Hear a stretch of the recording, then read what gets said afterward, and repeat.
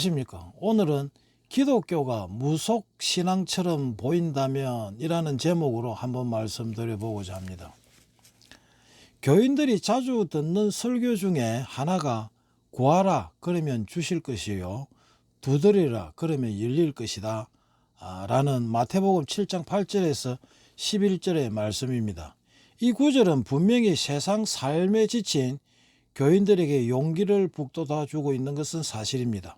그러나 성경 전체를 이해하지 않으면 마치 예수를 믿고 구하기만 하면 자신이 원하는 모든 것을 다 얻을 수 있는 것으로 착각을 일으키기에 충분한 구절이기도 합니다.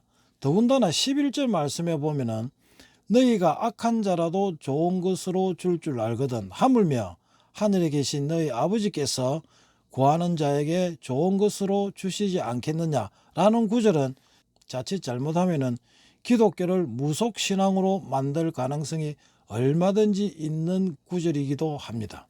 그러나 이 말씀들은 믿음을 전제로 하고 있습니다. 우리 전부는 사실은 겨자씨만한 믿음도 없습니다. 없다는 것을 겸손하게 받아들여야 합니다. 왜냐하면 겨자씨만한 믿음이 있으면 산을 옮긴다고 말씀하셨기 때문입니다. 사실 성경 전체의 맥락에서 보면 믿음이란 행하는 믿음을 전제로 하고 있으며 행하지 않는 믿음은 죽은 믿음이라고까지 말씀하고 계시는 것이 사실입니다.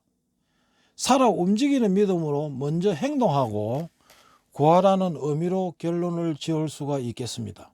예수님께서 우리들에게 원하고 계시는 있는 그대로의 삶을 살아갈 때에 구하는 자에게 준다는 의미가 되기 때문이기도 합니다.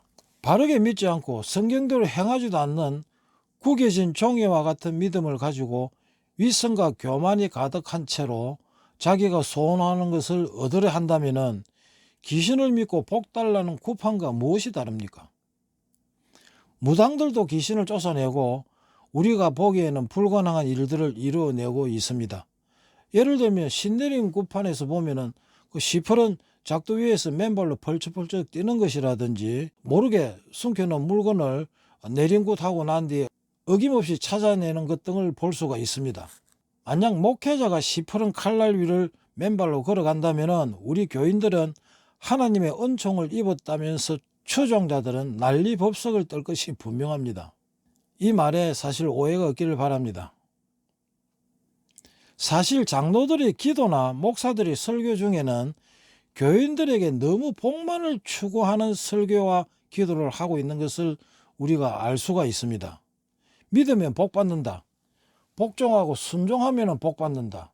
물론 여러 가지로 어려운 세상살이에 마음이 답답한 교인들, 풀뿌리라도 잡고 싶은 심정과 고통을 가진 교인들, 혹시나 싶어 아멘으로 믿는다고 응답하기도 하지만은 무조건 순종하면 복을 받는다는 이런 식의 기도나 설교는 어떻게 보면 교인들을 무시하고 가볍게 본다든지 교인들을 어린애로 취급하는 것이라고 생각합니다. 저희 생각에는 일부 건방지고 교만한 목사들이 교인들을 어리석고 만만하게 생각하고 그러는 것 같은 생각이 들기도 합니다. 하나님은 복만을 가지고 계신 분이겠습니까? 하나님은 심판의 권한을 분명히 가지고 계시며 우리의 모든 것을 다 아시는 분이십니다. 기독교를 무당화, 샤머니즘화 시킨 것은 누구겠습니까? 교인들일까요? 신학교 교수님들일까요? 아니면 목사님들일까요?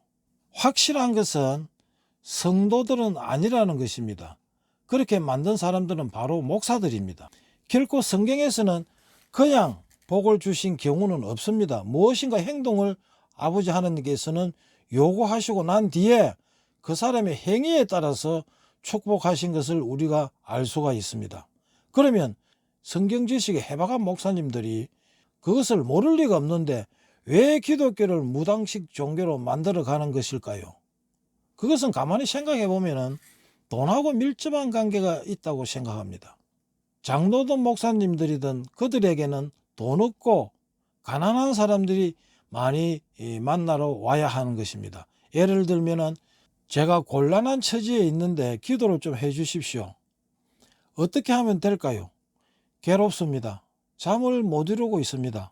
등등 무거운 세상짐을 지고 살아가는 사람들, 이런 사람들이 많이 찾아와야 하는 것입니다. 그러나 실상은 그렇지 않습니다. 오히려 교인들은 자신의 고민과 결점을 말하기가 더 조심스러워지고 부담스러워지는 것입니다.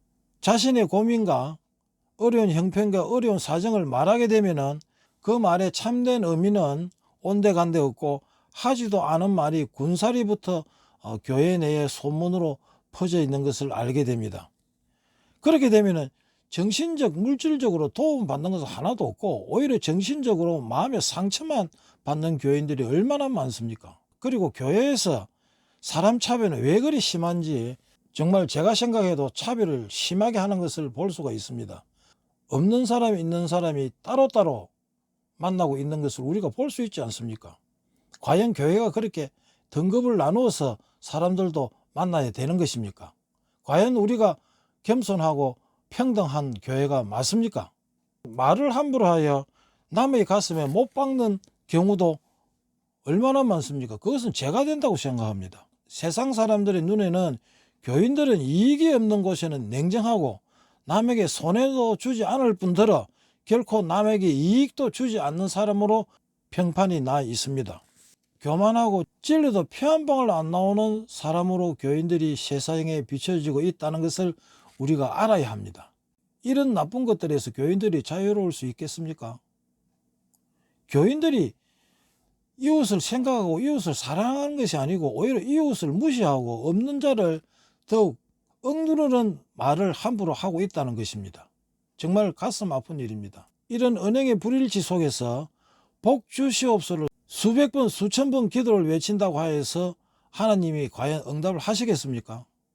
장로들의 기도와 목사의 설교를 비롯하여 거룩하고 위대하시고 유일하신 하나님을 무당처럼 보이는 종교로 만들지 않을 책임은 누구에게 있는 것입니까? 교인들에게 있습니까? 장로님들에게 있습니까? 목사님들에게 있습니까? 그것은 바로 목사님들에게 있는 것입니다. 부르기만 하면 복주는 하나님으로 누가 만들었습니까? 그것은 돈하고 연결되는 것이 확실합니다. 오늘 또 길 잃고 헷갈리는 교인들은 방황하고 있습니다. 많은 교인들이 말을 안 해도 세상의 삶에 찌들려서 방황하고 고민하고 잠 못 이루는 교인이 얼마나 많은지를 알아야 하는 것입니다. 하나님의 종교가 무속신앙처럼 보이게 한 죄를 어떻게 감당하실 것입니까? 교회의 문제는 목회자가 70%, 80%입니다. 목회자의 설교를 보고 목회자의 본을 보이는 행동을 보고 교인들은 교회를 떠나고 안 믿던 교인들이 교회에 모이게 되는 것입니다. 그러므로 목회자가 정말 바른 설교, 올바른 설교, 무속신앙처럼 보이지 않는 설교가 얼마나 소중한지 알아야 한다고 생각합니다. 목사님 그리고 장로님들, 하나님의 종교가 무속신앙처럼 기복신앙처럼 샤머니즘화하는 설교를 하지 말아야 할 것입니다. 많은 교인들이 기독교를 무속신앙처럼 믿고 있다는 사실을 망각해서는 안 될 것입니다. 지금부터라도 장로와 목사님들은 그러한 종교로 만들지 않는 데 앞장서야 할 것입니다. 오늘은 여기서 마치겠습니다. 감사합니다.